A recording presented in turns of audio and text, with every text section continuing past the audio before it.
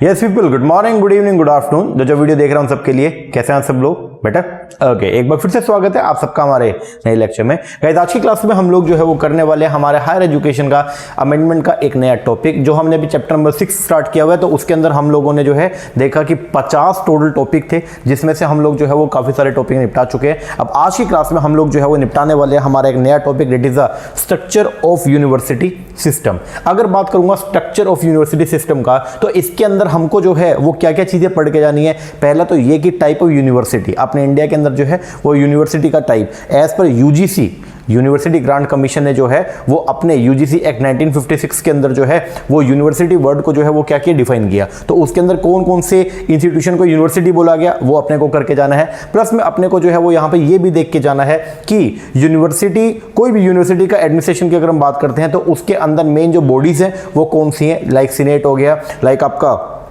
Academic councils हो गया, ये सब। और साथ में हमको जो है फिर बाद में पढ़ के जाना है उसके ऑफिसर्स, जैसे मान लीजिए सबसे ऊपर विजिटर जो अपने प्रेसिडेंट जी हो गए हैं, फिर उसके बाद में चांसलर जो गवर्नर ऑफ द स्टेट होता है, फिर वाइस चांसलर, इस तरीके से, फिर प्रो वाइस चांसलर, इस तरीके से ये सारे टॉपिक को जो है वो आज की क्लास में हम लोग जो है वो क्या करेंगे, कंप्लीट करेंगे। तो काफी इंपॉर्टेंट टॉपिक है, एग्जाम के अंदर जो है ये काफी बार पूछा भी जाता है हायर एजुकेशन के अंदर। और एग्जाम में क्या इसका हियरार्की स्ट्रक्चर नहीं पूछा जाता, जनरली एक मान लो एक क्या करेंगे कि एक स्टेटमेंट दे देंगे और बोलेंगे कि बताओ इसके पीछे या इस रिस्पॉन्सिबिलिटी के पीछे जो है वो कौन सा पर्सन होता है, या फिर मान लो एक कोई पावर बता दिए तो ये पावर जो है वो किस पर्सन के पास में होती है, या कौन इसके लिए रिस्पॉन्सिबल होता है। तो इस तरीके से जो है वो क्वेश्चन एग्जाम के अंदर पूछे जाते हैं। या फिर स्टेटमेंट बेस्ड क्वेश्चन भी आ सकते हैं, लाइक आपसे पूछ लेंगे यूनिवर्सिटी का कुछ पूछ लेंगे, ठीक है, और बोलेंगे बताओ ये स्टेटमेंट सही है या नहीं है। लाइक एकेडमिक काउंसिल का क्या काम है, लाइक सीनेट का क्या काम होता है, लाइक वीसी की क्या पावर होती है, लाइक प्रो वीसी की क्या पावर होती है, लाइक आपके जो डीन है वो किसके अंडर काम करते हैं। इस तरीके की वो क्या करेंगे, आपको स्टेटमेंट दे देंगे और फिर पूछेंगे बताइए इनमें से कौन सी स्टेटमेंट सही है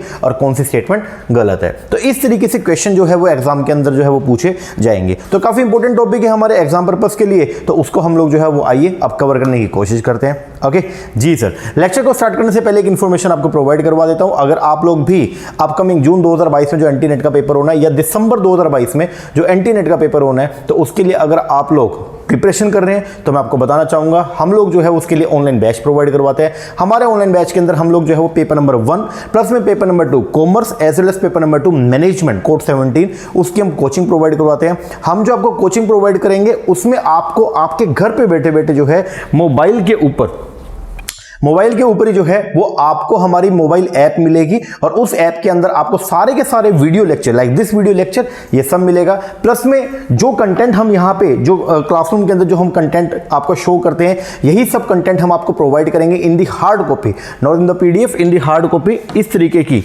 आपको जो है वो किताबें मिलेंगी। लाइक अभी हम हायर एजुकेशन कर रहे हैं तो ये हायर एजुकेशन का बुक हो गया, टीचिंग करेंगे तो टीचिंग का सेपरेट बुक है। इस तरीके से 10 यूनिट है पेपर 1 में, तो उसकी 10 किताबें अलग से मिलेंगी, और 10 यूनिट है पेपर नंबर 2 कॉमर्स में, या पेपर नंबर 2 मैनेजमेंट में भी 10 यूनिट है, तो उनकी भी किताबें आपको अलग से मिलेंगी। तो बहुत ही अफोर्डेबल प्राइसेस के ऊपर, मतलब ये समझिए एट कॉस्ट के ऊपर हम लोग काम कर रहे हैं। मेन पर्पस ये है कि आप सबको जो है वो बड़ी एजुकेशन, क्वालिटी एजुकेशन जो है प्रोवाइड की जा सके एट अफोर्डेबल प्राइस पे, ठीक है ना। तो अगर आप इंटरेस्टेड हैं, नीचे नंबर दिया, इस पर कॉल करके या व्हाट्सएप करके आप इंक्वायरी कर सकते हैं। बाकी डेमो के लिए बहुत सारे वीडियो लेक्चर ऑलरेडी यूट्यूब के ऊपर अपलोड किए हुए हैं, तो उनको देखिए और फिर आप जज कीजिए कि आपको कोर्स लेना है या नहीं लेना। ओके जी सर, और वीडियो अच्छी लगे तो चैनल को सब्सक्राइब जरूर कीजिएगा और अपने फ्रेंड्स के साथ भी शेयर कीजिएगा।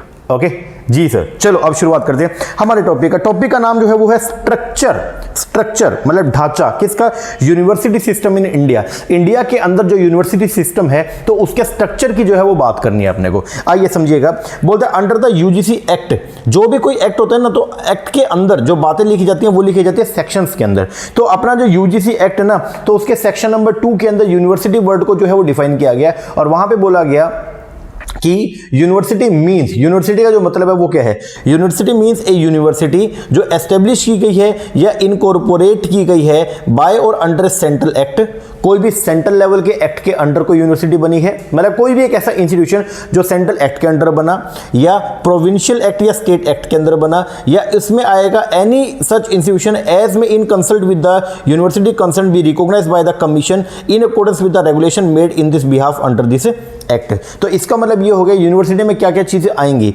अगर बात करें यूनिवर्सिटी का, तो यूनिवर्सिटी जिसका मेन पर्पस जो है वो हायर एजुकेशन को इंपार्ट करना है, ठीक है ना। जो यूनिवर्सिटी बनाई जाती है वो किसके लिए बनाई जाती है, वो university basically higher education impart करती है, हायर एजुकेशन प्रोवाइड करने का काम करती है। रिसर्च का काम जो है वो किसका होता है, यूनिवर्सिटी का होता है। तो यूनिवर्सिटी जो इटसेल्फ वो क्या है, तो यूनिवर्सिटी को डिफाइन किया गया यूजीसी ने, और उसने क्या बोला, यूनिवर्सिटी के मतलब कोई भी ऐसी यूनिवर्सिटी या कोई भी ऐसा इंस्टीट्यूशन जो सेंट्रल एक्ट के अंडर इनकॉर्पोरेट किया गया या स्टेट एक्ट के अंदर इनकॉर्पोरेट किया गया या किसी प्रोविंशियल एक्ट के अंदर मतलब किसी लोकल एक्ट के अंदर जो है वो इनकॉर्पोरेट किया गया, या फिर अगर मान लीजिए कोई भी ऐसी एक इंस्टीट्यूशन जिसको यूनिवर्सिटी का दर्जा दे दिया गया है कमीशन ने, तो उसको हम क्या बोल देंगे, यूनिवर्सिटी। जैसे यूनिवर्सिटी का दर्जा दे दिया, लाइक उसको बोलते हैं हम लोग डीम टू बी यूनिवर्सिटी, ठीक है ना। तो इन सबको हम क्या बोलेंगे, यूनिवर्सिटी बोलते हैं। अब एक एक करके इनको आगे पढ़ेंगे। लाइक सेंट्रल एक्ट अगर दे दे तो उसको क्या बोलते हैं, स्टेट एक्ट अगर मान लो कोई यूनिवर्सिटी के लिए एक एक्ट जो है वो अपने पारित कर दे तो उसको क्या बोलते हैं, वो सब आगे देखेंगे। अभी के लिए सिर्फ इतना ध्यान रखिएगा, यूनिवर्सिटी वर्ड जो है उसको डिफाइन किया गया अंडर द यूजीसी एक्ट, और उसके अंदर क्या बोला गया, उसमें 3 बातों का जो है वो जिक्र किया गया। एक तो यूनिवर्सिटी में आएगा कोई भी यूनिवर्सिटी जो इनकॉर्पोरेट हुई है, मतलब कोई भी ऐसी यूनिवर्सिटी जो बनी है अंडर द सेंट्रल एक्ट, कोई भी यूनिवर्सिटी जो बनी है अंडर द स्टेट एक्ट, या कोई भी ऐसी इंस्टीट्यूशन जिसको कमीशन ने, कमीशन का मतलब यहां पे क्या है, यूजीसी, ये कमीशन का मतलब जो है ना वो क्या है, यूजीसी।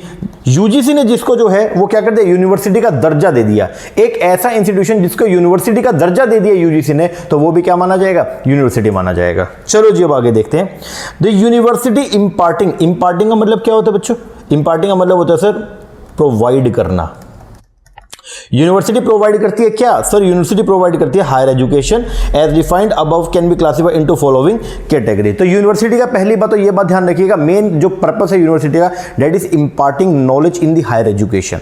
हायर एजुकेशन में नॉलेज इंपार्ट करने का काम करते हैं, प्लस में रिसर्च का जो मेन काम जो है वो होता है कहां पे, यूनिवर्सिटी में। कॉलेजेस के अंदर जनरली रिसर्च नहीं होती है, रिसर्च जो होगा वो कहां पे होगा, यूनिवर्सिटी में होगा। क्योंकि आपका जो पीएचडी होता है कॉलेजेस में होता है क्या, नहीं सर। पीएचडी कहां होती है, पीएचडी बेसिकली है कि आप रिसर्च तो कर रहे हैं, हाँ जी, आपको रिसर्च स्कॉलर बोला जाता है ना, हाँ जी। तो वो कहां होती है, क्या कॉलेजेस में होती है, नो सर। कहां होती है, यूनिवर्सिटीज के अंदर होती है।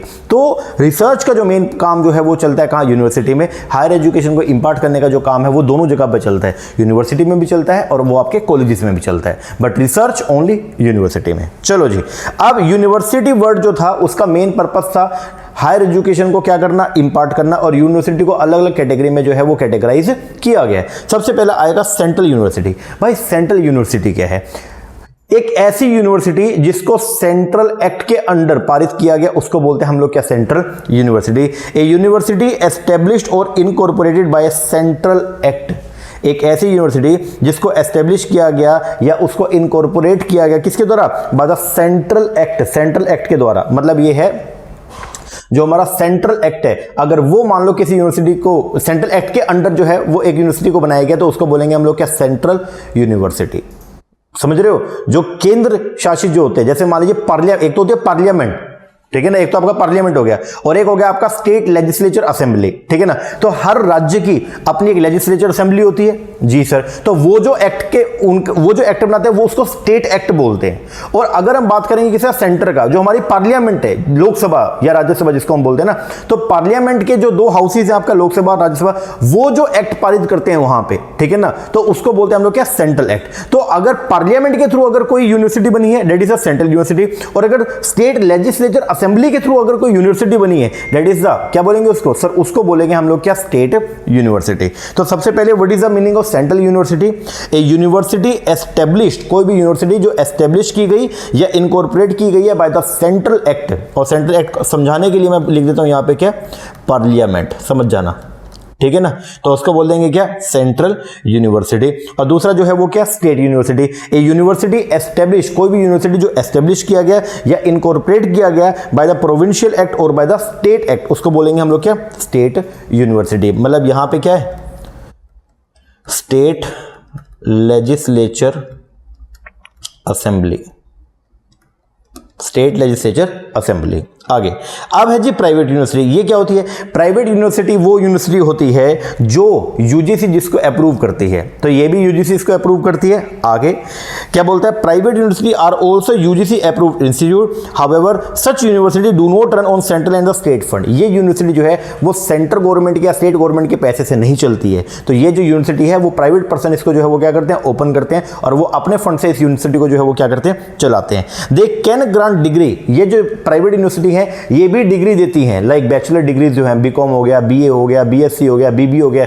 ये डिग्री ये भी प्रोवाइड करवाती हैं। लेकिन इनको जो है वो ऑफ कैंपस ओपन करने की मान्यता नहीं होती है। लाइक अगर हम बात करें जैसे कोई भी सेंट्रल यूनिवर्सिटी या स्टेट यूनिवर्सिटी, लाइक अगर बहुत सारे कॉलेजेस हैं जो दिल्ली यूनिवर्सिटी के अंदर आते हैं, आपके भी एरिया के अंदर जो है वो काफी कॉलेजेस होंगे जो किसी एक पर्टिकुलर स्टेट यूनिवर्सिटी या सेंट्रल यूनिवर्सिटी के अंतर्गत आते होंगे। लेकिन जो आपकी प्राइवेट यूनिवर्सिटी है ना उसको अलाउड नहीं है। क्या अलाउड नहीं है? कि वो किसी भी जो है वो कॉलेजेस को जो है वो क्या करे? मान्यता प्राप्त करे। इसका मतलब वो अपने ऑफ कैंपस कॉलेजेस जो है वो ओपन नहीं कर सकती है। ये बात ध्यान रखिएगा।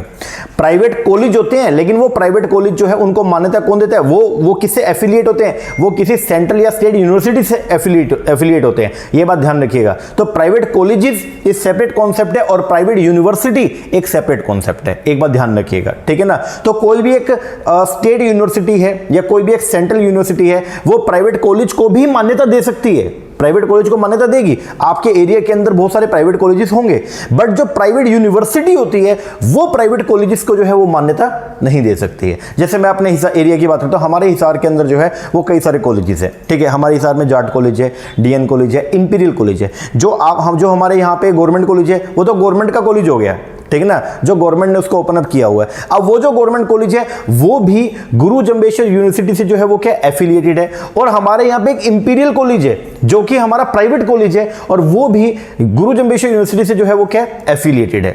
और हमारे यहाँ पे जो है एडेड कॉलेजेस भी हैं, लाइक जाट कॉलेज हो गया, संस्था का कॉलेज हो गया, डीएन कॉलेज हो गया जो डीएवी अथॉरिटी का कॉलेज है। तो ये भी हमारे जो है वो गुरु जम्बेश्वर यूनिवर्सिटी जो हमारे यहाँ की यूनिवर्सिटी है उससे क्या है? एफिलिएटेड है। तो एक बात ध्यान रखिएगा, private university is separate concept and private colleges is separate concept. ये बात ध्यान रखिएगा।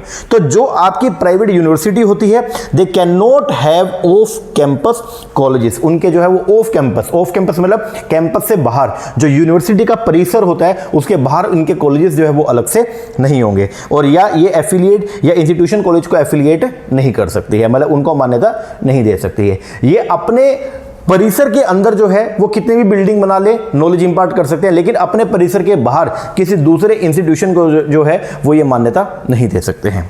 फिर एक होते हैं डीम्ड यूनिवर्सिटी। ये काफी इंपॉर्टेंट कॉन्सेप्ट है जो आपको पढ़ के जाना पड़ेगा। हमारे जो पहले के मिनिस्टर थे प्रकाश जावड़ेकर जी, तो उन्होंने जो है वो डीम्ड यूनिवर्सिटी के लिए जो है वो कुछ कंडीशंस जो है वो लागू करवाई। तो आइए वो देखते हैं।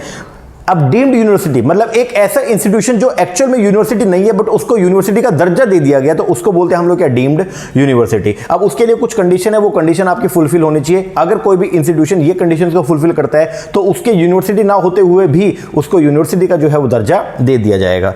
And institution applying to be declared as an institution deemed to be university when it has been in the existence. पहली कंडीशन कि कम से कम 20 साल से उसका एग्जिस्टेंस हो, मतलब कम से कम वो 20 साल या 20 साल से ज्यादा जो है वो क्या हो? पुराना हो। आगे स्टूडेंट टीचर रेशियो जो है वो 1:20 से कम नहीं होना चाहिए। आगे फैकल्टी जो है वो कम से कम फैकल्टी स्ट्रेंथ कितनी होगी? 100, कम से कम 100 टीचर जो है उस इंस्टीट्यूशन के अंदर होने चाहिए। आगे कम से कम 2000 बच्चे जो है वो उस इंस्टीट्यूशन के अंदर होने चाहिए। ओके, रेगुलर क्लासरूम मोड जो है वो उसके अंदर होना चाहिए। और जो हर जो फैकल्टी है उसने कम से कम 2 रिसर्च पब्लिकेशन जो है वो क्या किए हुए हैं? पब्लिश किए हुए हैं। तो अगर कोई भी इंस्टीट्यूशन ये सब कंडीशंस को जो है वो क्या करता है? फुलफिल करता है, तो उस इंस्टीट्यूशन को एक्चुअल में वो यूनिवर्सिटी नहीं है बट उसको यूनिवर्सिटी का दर्जा दे दिया जाएगा। तो बता दीजिए एक बार कंडीशन क्या क्या है जो आपको एग्जाम के लिए बहुत इंपॉर्टेंट है, पढ़ के जानिए। पहली कंडीशन कम से कम 20 साल पुराना हो इंस्टीट्यूशन वो। दूसरी कंडीशन स्टूडेंट टीचर रेशियो 1:20 से कम नहीं होना चाहिए। तीसरी कंडीशन कम से कम 100 टीचर होने चाहिए। चौथी कंडीशन कम से कम 2000 बच्चे होने चाहिए। और पांचवी कंडीशन कि रेगुलर क्लासरूम होना चाहिए। और लास्ट कंडीशन जो है वो क्या है कि हर उस इंस्टीट्यूशन के हर फैकल्टी मेंबर ने जो है कम से कम 2 रिसर्च पेपर जो है वो क्या किए? पब्लिश किए। तो ऐसा कोई इंस्टीट्यूशन जो ये सब कंडीशन को फुलफिल करता है तो चाहे वो यूनिवर्सिटी नहीं है बट फिर भी उसको यूनिवर्सिटी का दर्जा दे दिया जाएगा। आगे इसके बाद आएगा institution of the national importance. Institution of national importance कौन से होते हैं? ये जो नेशनल एमिनेंस के होते हैं, जिनका देश के अंदर बहुत ज़्यादा जो है वो क्या होता है, आपका इम्पैक्ट पड़ता है, देश के अंदर उनका बहुत ज़्यादा दबदबा होता है, तो ऐसे इंस्टीट्यूशन को बोलते हैं क्या? इंस्टीट्यूशन ऑफ नेशनल इंपोर्टेंस या इंस्टीट्यूशन ऑफ नेशनल एमिनेंस। तो जैसे आपके NITs हो गया, ठीक है ना, या IITs हो गया, IIMs हो गया, तो ये बड़े बड़े इंस्टीट्यूशन, इनका बहुत दबदबा है, तो ऐसे इंस्टीट्यूशंस को बोलते हैं हम लोग क्या? Institution of the national importance. इनको भी, ये चाहे ये यूनिवर्सिटी नहीं है, बट इनको फिर भी यूनिवर्सिटी का दर्जा दे दिया जाता है। तो बोलते हैं an institution established by the act of parliament and declared as institution of the national importance such as the IITs हो गया, NIT हो गया, तो इनको भी यूनिवर्सिटी जो है वो माना जाता है। मतलब इनको यूनिवर्सिटी मानने की पावर है, मतलब ये यूनिवर्सिटी नहीं है, बट फिर भी ये जो है वो अपने, ये यूनिवर्सिटी नहीं है बट फिर भी ये जो है वो डिग्री इंपार्ट करने का काम कर सकते हैं, मतलब ये डिग्री जो है डिस्ट्रीब्यूट करते हैं, ठीक है ना, मतलब कोर्सेज प्रोवाइड करते हैं, उसके थ्रू डिग्री भी एलोकेट करते हैं। तो ये सब जो है ये आते हैं आपके किसके अंदर? यूनिवर्सिटी में। तो यूनिवर्सिटी जो हायर एजुकेशन इंपार्ट कर रही है, जो ऊपर डिफाइन किया गया अंडर द UGC एक्ट, उसमें ये कैटेगरी बनाई गई है। सेंट्रल यूनिवर्सिटी जो सेंट्रल एक्ट के अकॉर्डिंग बनी है, स्टेट यूनिवर्सिटी जो स्टेट एक्ट के अकॉर्डिंग बनी है, प्राइवेट यूनिवर्सिटी जो जिसको पैसा जो है वो सेंट्रल या स्टेट गवर्नमेंट नहीं करती है। ये यूनिवर्सिटी की खास बात ये है कि अपने पैसे से ये यूनिवर्सिटी बनती है, ये यूनिवर्सिटी डिग्री ग्रांट करने का काम करती है, लेकिन इसका कोई भी ऑफ कैंपस नहीं होगा। फिर डीम टू बी यूनिवर्सिटी, जो इंस्टीट्यूशन ये सब कंडीशन को क्या करता है? फुलफिल करता है, तो उसको डीम टू बी यूनिवर्सिटी बोल दिया जाएगा। और फिर institution of the national importance, इनको भी यूनिवर्सिटी माना जाएगा। चलो जी, अब बढ़ते हैं आगे। अब आएगा जी पावर क्या क्या है। अगर हम बात करेंगे यूनिवर्सिटी का, यूनिवर्सिटी वर्ड इटसेल्फ अपने आप में क्या है वो हमने पढ़ लिया, उसमें कौन कौन से इंस्टीट्यूशंस आते हैं वो हमने पढ़ लिए। बट द क्वेश्चन इज, कोई भी यूनिवर्सिटी जो है तो उसकी पावर क्या क्या होती है। तो पहली बात तो एक बात समझिएगा, यूनिवर्सिटी जो है वो एक ऑटोनोमस बॉडी होती है। ऑटोनोमस बॉडी का मतलब वो अपने रूल्स एंड रेगुलेशन खुद से जो है वो क्या करती है? एस्टेब्लिश करती है। हर यूनिवर्सिटी के अपने खुद के बायलॉज होते हैं। सर ये बायलॉज क्या होता है?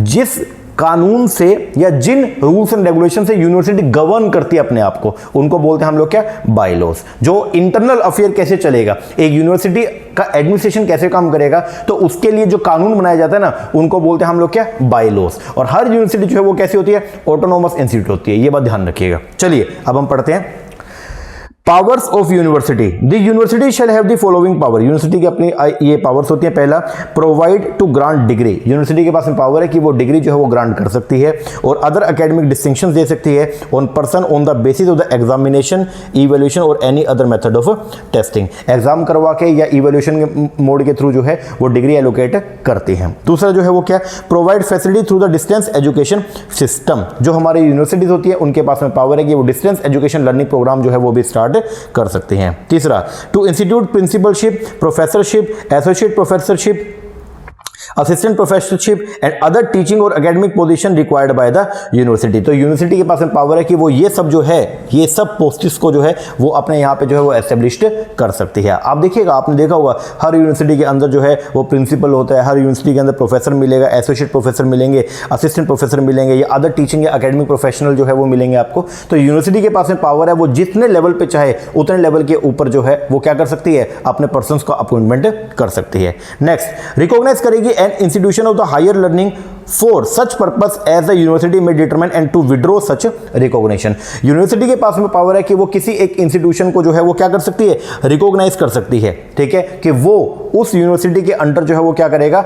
जैसे मान लीजिए मैंने यहाँ पे बताया कि हमारे यहाँ पे DN कॉलेज है, तो उसको गुरु जम्बेश्वर यूनिवर्सिटी के पास में पावर है कि उसने उसको एफिलिएट किया। और अगर मान लो गुरु जम्बेश्वर यूनिवर्सिटी को ऐसा लगता है कि DN कॉलेज जो है प्रॉपर वर्क नहीं कर रहा, तो वो उससे उसका रिकॉग्निशन वापस भी ले सकती है। तो क्या है power? To recognise an institution the higher learning for such purpose as the university may determine and to withdraw such recognition. Next, university के पास में पावर है कि वो एडमिशन कर सकती है स्टूडेंट का, may be on the merit के बेस पर, इधर through the common entrance test भी कर सकती है, या फिर कॉम्बिनेशन के अंदर एक वो टेस्ट भी ले सकती है बाकी यूनिवर्सिटी के साथ में मिल करके, और on the base of the marks obtained in the qualifying examination in such courses where the intake of the student is small. ठीक है जी, ये सब हमारी पावर है किसका?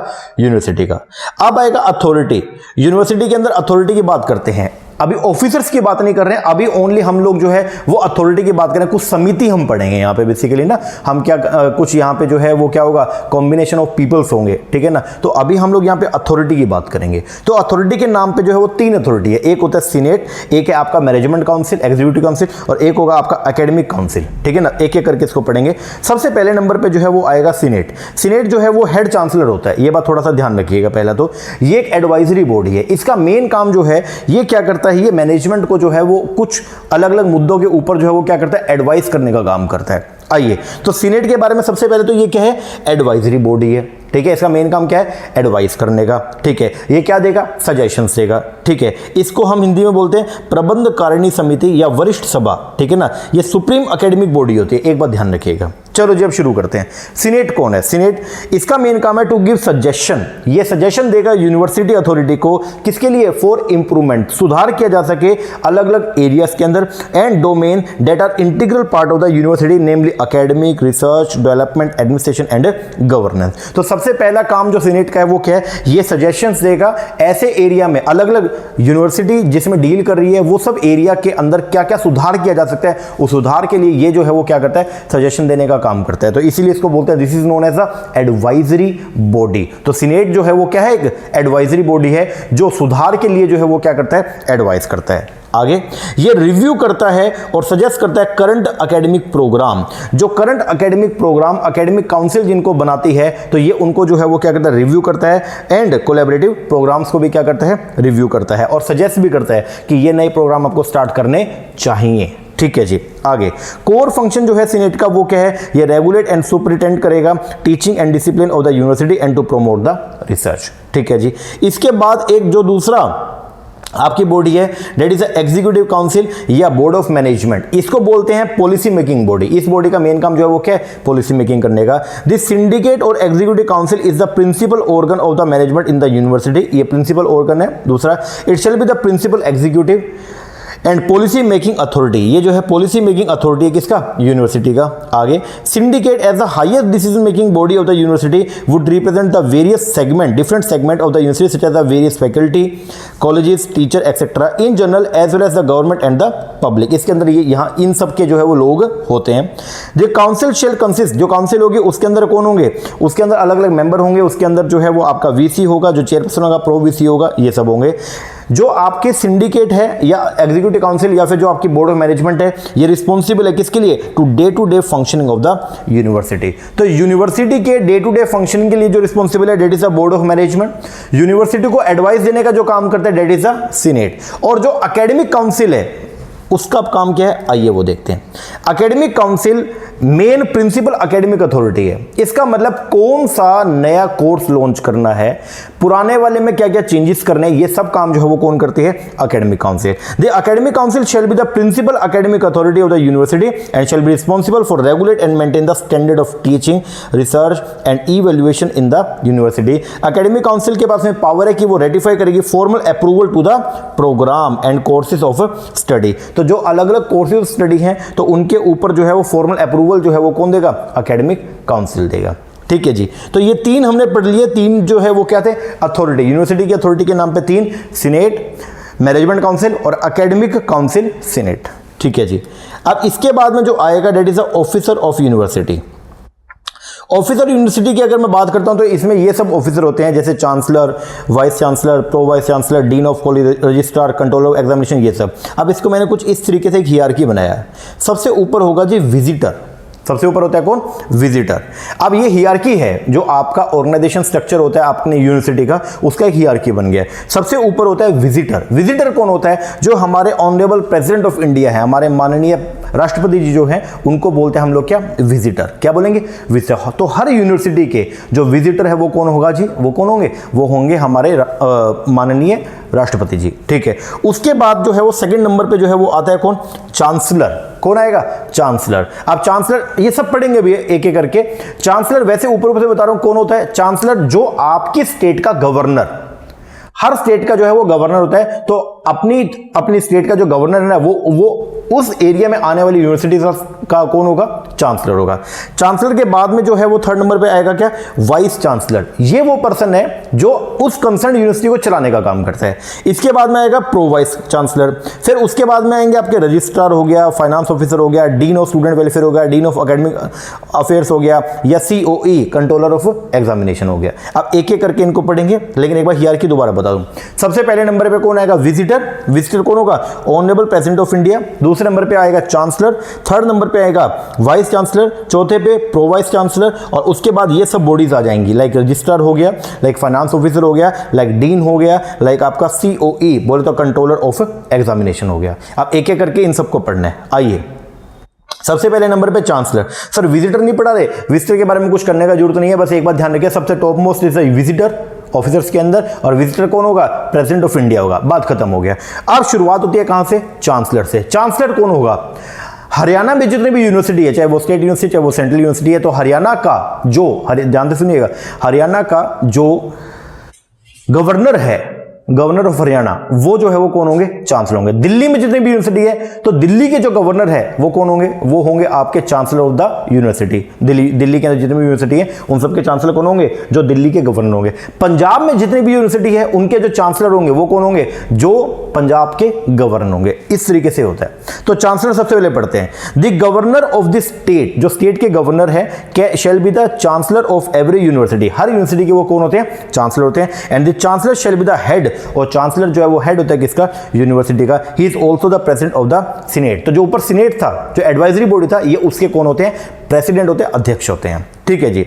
दूसरा, द चांसलर व्हेन प्रेजेंट, जब चांसलर प्रेजेंट होते हैं, shall preside over the convocation of the university. तो आपने भी एमकॉम अगर कर लिया, काफी दिन हो गए हैं, तो आपका भी कॉन्वोकेशन प्रोग्राम हुआ होगा, जिसके अंदर आपने टोपी पहनी होगी, डिग्री आपने रिसीव किया होगा। तो आपको जो डिग्री प्रोवाइड किया वो किसने किया? चांसलर ने। तो चांसलर अगर वो प्रेजेंट है तो वो प्रिसाइड करेंगे किसके अंदर? मीटिंग, उसमें जाएंगे, आपकी कॉन्वोकेशन ऑफ यूनिवर्सिटी में जाएंगे, और बच्चों को जो है वो डिग्री प्रोवाइड करने का काम करेंगे। और चांसलर के पास में पावर है कि वो डायरेक्शन इशू करता है वाइस चांसलर को कि आप मीटिंग को कंडक्ट करें किसी अथॉरिटी से of the university for a special purpose. आगे, चांसलर में after taking report in writing from the VC suspend या मॉडिफाई कर सकते हैं किसी भी रिजोल्यूशन को। तो चांसलर के पास में राइट है कि वो किसी भी रिजोल्यूशन को जो है वो सस्पेंड कर सकता है। किसके साथ में? VC के साथ में मीटिंग करने के बाद में। तो ये सब जो है वो कौन है? चांसलर। तो चांसलर हर स्टेट का, हर एक स्टेट का जो गवर्नर होगा वो उस स्टेट में आने वाली यूनिवर्सिटीज का कौन होगा? चांसलर होगा। पहला, चांसलर के पास में पावर है। क्या पावर है बताइएगा? चांसलर जो है वो कॉन्वोकेशन के अंदर जाएगा और डिग्री प्रोवाइड करने का काम भी करता है। चांसलर के पास में पावर है कि वो मीटिंग भी बुला सकता है VC को बोल करके, और चांसलर के पास में पावर है कि वो VC से कॉन्टेक्ट करने के बाद में किसी भी रेजोल्यूशन को सस्पेंड भी कर सकता है और उसको मॉडिफाई भी कर सकता है। तो सबसे पहले authority is the visitor, second is the chancellor. अब आएगा जी इसके नीचे, अब देखो, जैसे हरियाणा में मान लो एग्जांपल के तौर पे 10 यूनिवर्सिटी है, तो उन 10 यूनिवर्सिटी का जो चांसलर होगा वो कौन होगा? हरियाणा का एक person, that is the governor of Haryana. लेकिन वो अलग अलग जो 10 यूनिवर्सिटी है उनका जो हेड रहेगा उसको बोलते हैं VC। क्या बोलेंगे? VC। अब आएगा VC की बारे। तो VC हर यूनिवर्सिटी का अलग अलग होगा, ठीक है ना। चांसलर सारी एक स्टेट में आने वाली जितनी भी यूनिवर्सिटीज है उन सबका चांसलर एक होगा, लेकिन VC जो है वो हर यूनिवर्सिटी का जो है वो क्या होगा? अलग अलग होगा। अब आइए VC की बात करते हैं। VC is the vice chancellor. Okay, the VC और vice chancellor shall be the principal academic and executive officer. मतलब ये सबसे मेन एकेडमिक और एग्जीक्यूटिव ऑफिसर होगा यूनिवर्सिटी का, जो रिस्पॉन्सिबल है for the development of the academic programme of the university. He shall oversee, ये चेक करेगा और मॉनिटर करेगा administration of the academic programme and general administration of the university to ensure efficiency and good order of the university. VC shall ensure, VC ensure करेगा कि जो chancellor ने direction issue किया था क्या उनको पूर्ण रूप से जो है वो कंप्लाई किया गया या नहीं किया गया। VC shall ensure that direction issued by the chancellor are strictly complied with or as the case may be implemented। आगे, VC में डेफर इंप्लीमेंटेशन, VC अगर चाहे तो वो लेट कर, डेफर का मतलब आगे के लिए लेट कर सकता है, ठीक है ना, या फिर आगे के लिए जो है वो क्या पोस्टपोन कर सकता है। इंप्लीमेंटेशन द डिसीजन टेकन और resolution pass by any authority, किसी भी अथॉरिटी ने अगर कोई रेजोल्यूशन पास कर दिया और वीसी को लगता है कि उसमें कुछ चेंज होना चाहिए, तो वीसी अगर चाहे तो वो उस डिसीजन को या उस रेजोल्यूशन को जो है वो आगे फ्यूचर के लिए जो है वो पोस्टपोन कर सकता है बाय एनी अथॉरिटी, बॉडी और committee of the university if his opinion that the same is not consistent with the directive of the state, अगर उसको लगता है कि ये स्टेट के डायरेक्टिव्स के साथ में जो है वो कंपेटेंट नहीं है। दूसरा, VC shall be the appointing and disciplinary authority for the university teacher, तो यूनिवर्सिटी के अंदर जो टीचर्स होंगे तो उसके लिए जो मेन अथॉरिटी होगी वो किसके पास होगी, वीसी के पास में। VC shall B appointing and disciplinary authority है फॉर किसके लिए, ऑफिसर ऑफ द यूनिवर्सिटी, तो यूनिवर्सिटी के जो ऑफिसर्स हैं कौन सी रैंक के, असिस्टेंट रजिस्ट्रार हो गया और द इक्विवेलेंट रैंक के या उससे ऊपर वाले, तो उनको लगाने का जो राइट है वो भी किसके पास में है, वीसी के पास में है। इसके बाद में जो थर्ड बॉडी आएगा that is a pro VC. Pro VC जो है वो कौन होगा, प्रो वीसी ये वीसी को जो है वो क्या करता है, हेल्प करता है बेसिकली ना अपने काम को पूरा करने में। The pro VC shall be the academic and executive officer next to the VC having preview of the entire university.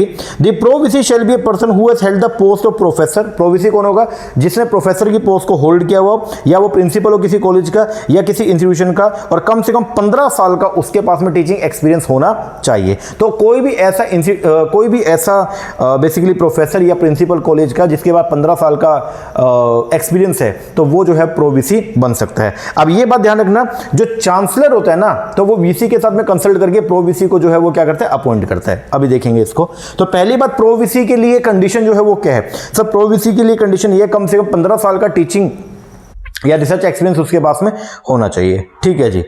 अब इस अगले पॉइंट को छोड़ के पहले उससे नेक्स्ट पॉइंट करवा रहा हूं। द चांसलर शेल, जो चांसलर होगा स्टेट का, वो in consult with the VC appoint करता है प्रो वीसी को। ठीक है जी, ये हो गया। अब आगे ऊपर वाला point, the pro VC shall be the chairperson of the board of dean, board of sub campus, board of university department and interdisciplinary study, board of the post graduate college in university and ex officio person of the research and recognition committee का। Ex officio मतलब main person जो संभालता है। ठीक है, तो research और recognition committee जो है ना, उसका मेन हेड जो है वो कौन होता है जी, आपका प्रो वीसी होता है। आगे, the pro VC shall act as a chairperson of the authority body and committee in the absence of the VC. और अगर कभी ऐसा हो गया जहां पे वीसी को पहुंचना चाहिए था और वहां वीसी अगर नहीं पहुंच पाए किसी कारण से, तो वहां पे जो है वो गेस्ट के तौर पे जो है वो कौन चला जाएगा, प्रो वीसी, मतलब प्रो वीसी वीसी की भूमिका निभाएगा वहां पे। तो ये सब पावर है किसके पास में, प्रो वीसी के पास। इसके बाद आएगा जी आपका रजिस्ट्रार। अब ये रजिस्ट्रार जो है वो कौन होता है, registrar shell be the chief administrative officer. जो चीफ एडमिनिस्ट्रेटिव ऑफिसर होता है किसका, यूनिवर्सिटी का, उसको बोलते हैं हम लोग क्या, registrar. He shall be the full time salaried officer, ये फुल टाइम सैलरीड ऑफिसर रहेगा, पूरा टाइम जो है वो यूनिवर्सिटी को डिवोट करेगा, and shall work directly under the superintendence of the VC.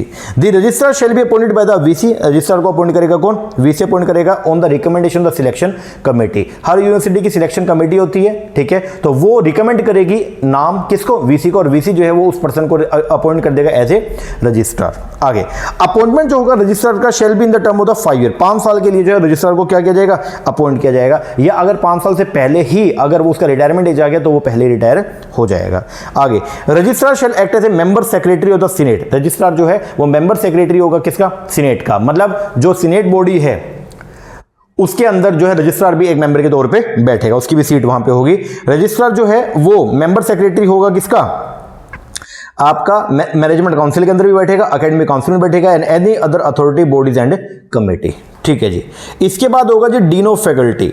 Dean of faculty की अगर बात करते हैं तो ये कौन होते हैं, देखिएगा, there shall be dean for each faculty, हर फैकल्टीज का अलग अलग जो है वो कौन होगा, डीन होगा। Who shall be full time salaried officer होगा अपॉइंटेड बाय द वीसी, इसको अपॉइंट कौन करेगा, वीसी करेगा। द वीसी नॉमिनेट करेगा एसोसिएट डीन को भी for the particular group of related board of study as may be required for assistant support and coordination and the minimum qualification and experience for such nomination as per the post of the dean. इसका मतलब dean को अपना काम बढ़िया तरीके से करने के लिए वीसी अगर चाहे तो वो एसोसिएट डीन को भी अपॉइंट कर देगा, जो बेसिकली डीन को अपना काम करने में क्या करेगा, मदद करेगा। ठीक है जी। तो डीन जो है वो कौन होगा, देयर शैल बी डीन होगा, हर फैकल्टी का जो है वो अपना एक कौन होगा, डीन होगा, और ये फुल टाइम सैलरीड ऑफिसर होते हैं। इसके बाद जो आएगा कंट्रोलर, लेकिन उससे पहले डीन की कुछ बातें और। डीन रिस्पॉन्सिबल है किसके लिए, एकेडमिक प्लानिंग के लिए और academic audit of the programme and implementation of the academic policy approved by the academic council in respect of the academic development. तो कैसे कितने दिनों के अंदर, मतलब लेसन 10 क्या रहना चाहिए, कितने लेक्चर्स जो है वो एक सेमेस्टर के अंदर एक टीचर जो है उसको कितना लेक्चर्स मिलेगा, तो ये सब जो है वो कौन बनाता है, ये सब सिस्टम बनाता है कौन, डीन बनाएगा। आगे डीन फैसिलिटेट करता है creation of the learner centric environment conductive for the quality education. बच्चों को क्वालिटी एजुकेशन प्रोवाइड करने के लिए डीन जो है वो क्या करता है, एक लर्नर सेंट्रिक एनवायरनमेंट जो है वो भी प्रोवाइड करता है। आगे कंट्रोलर ऑफ एग्जामिनेशन, अब ये पर्सन जो है वो कौन होगा, कंट्रोलर ऑफ एग्जामिनेशन। ये इसका मेन काम जो है, ये एग्जामिनेशन यूनिवर्सिटी के जो एग्जाम होते हैं उसको कंडक्ट करवाने का जो जिम्मेदारी है और जो पावर है वो किसके पास होती है, कंट्रोलर के पास होती है। The controller of examination shall be the principal officer, main officer incharge होगा किसका, for conduct of examination of the university and declaration of the student. He shall be a full time salaried officer होगा university का and shall work directly under the direction and control of the VC, और ये VC control के अंदर काम करता है। He or she shall arrange to prepare the eligible list of candidate and presentation list for the convocation and arrange to write or print the distribution of the degree certificate to the conferred at the convocation। मतलब वो क्या करेगा, arrange करेगा, क्या arrange करेगा, to prepare the eligibility list of candidate and presentation list of the convocation. Convocation की presentation list जो होगी उसको ये क्या करेगा, अरेंज करेगा, और ये अरेंज करेगा राइट और print the distribution of the degree certificate.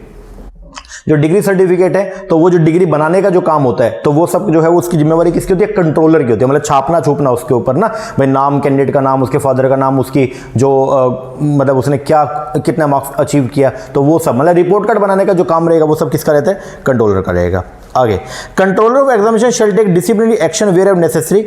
अगर कंट्रोलर को लगता है कि उसको कोई एक्शन लेना पड़ेगा किसी स्टूडेंट के खिलाफ, कैंडिडेट के खिलाफ, किसी पेपर सेटर के खिलाफ, एग्जामिनर के खिलाफ, स्क्रूटनाइजर के खिलाफ, या किसी ऐसे पर्सन के खिलाफ जो उसको लगता है कि वो गिल्टी है ऑफ माल प्रैक्टिसेस, इसका मतलब उसने जो है वो कोई घपला किया है, तो कंट्रोलर ऑफ एग्जामिनेशन के पास में पावर है कि वो उसके विरुद्ध जो है वो एक्शन भी ले सकता है। तो ये सब पावर जो है वो किसके पास में, कंट्रोलर के पास में, कंट्रोलर ऑफ एग्जामिनेशन।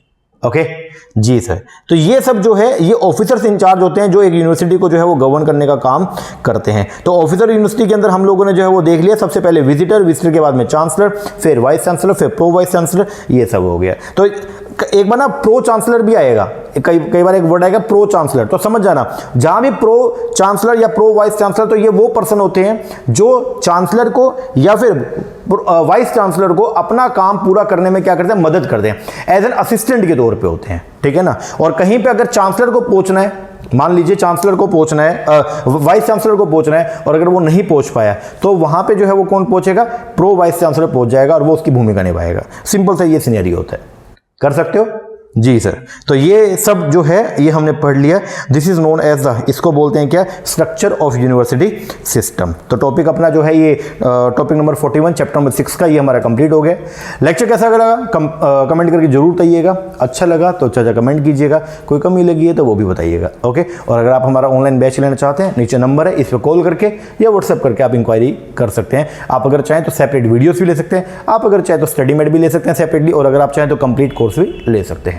ओके जी सर, चलो इतना कीजिए, बाकी मिलते हैं नेक्स्ट लेक्चर के अंदर, तब तक के लिए थैंक यू वेरी मच।